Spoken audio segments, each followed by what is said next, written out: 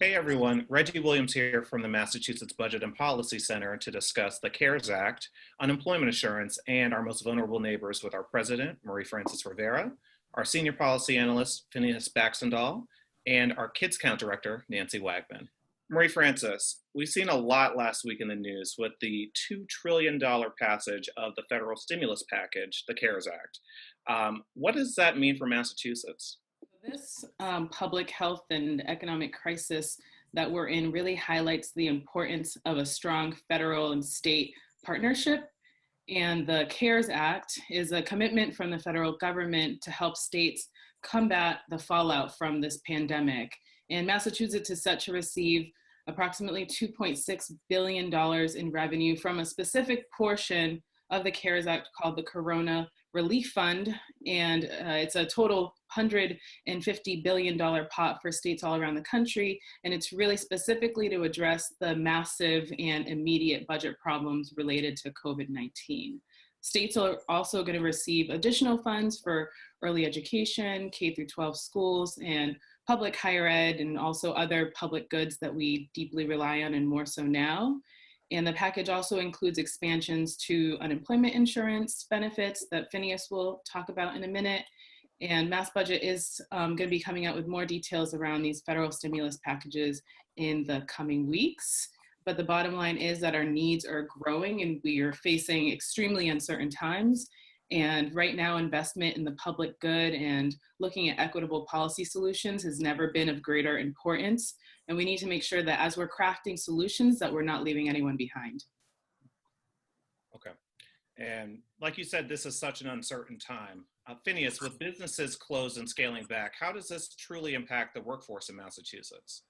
That's a great question, Reggie. There's 500,000 people in Massachusetts who could be losing their jobs by summer. So unemployment assistance is really crucial right now. Normally, Massachusetts unemployment covers only about half of workers, but it can provide up to $823 per week while they look for new work. Through this CARES Act that Congress just passed, that adds an additional $600 a week. And it makes a lot of new people like gig workers and self-employed people eligible, albeit at more limited benefits. Okay, but what about folks who are ineligible? It's my understanding that undocumented immigrants aren't eligible for unemployment insurance? That's right. That's right. It's also true for what is the biggest element of the CARES Act, this thing that provides a one-time $1,200 payment for adults and $500 for each child based on past tax returns and for a household. And immigrants who lack a social security number have no way to access these benefits, even if they've been authorized to work, even if they have been paying income taxes. The state is really going to have to step up and find a way to help these folks. And as Marie-Frances said, we are in such an unprecedented time, and as these times are uncertain and we're thinking about public health, I'd like to pivot a little bit. Nancy, are there any particular concerns for immigrants without documents? Well, Reggie, I think as much as we all feel vulnerable right now, this is particularly true for our neighbors without documentation.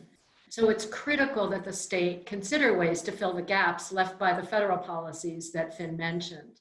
For example, mortgage and rent freezes, halts on evictions, direct cash assistance. These are all a few options the state needs to consider.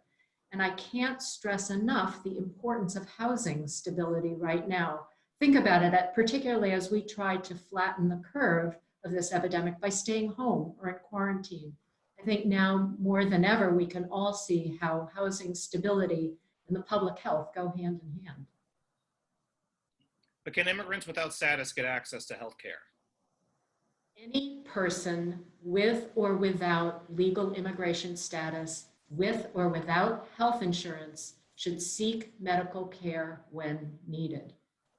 Every Massachusetts resident may receive diagnosis and treatment for COVID-19 as needed without any copays, coinsurance, or out-of-pocket costs. This is true for people without health insurance, for people who are on Mass Health, which is the state's Medicaid program, and for people with private health insurance. Okay.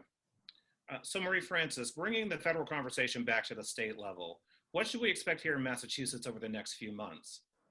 Yeah, so states and Massachusetts in particular are most certainly going to need more aid in the coming months to address our current needs and also to address mid and long-term recovery efforts. And the CARES Act is a starting point, a great starting point to our path to recovery, but more federal funding is going to be needed to close the gaps here on the state level. Our estimates show that we could see annual revenue shortfalls of $5 to $6 billion.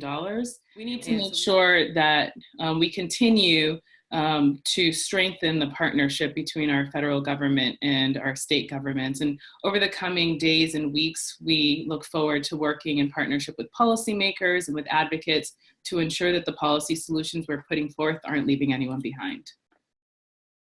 Okay.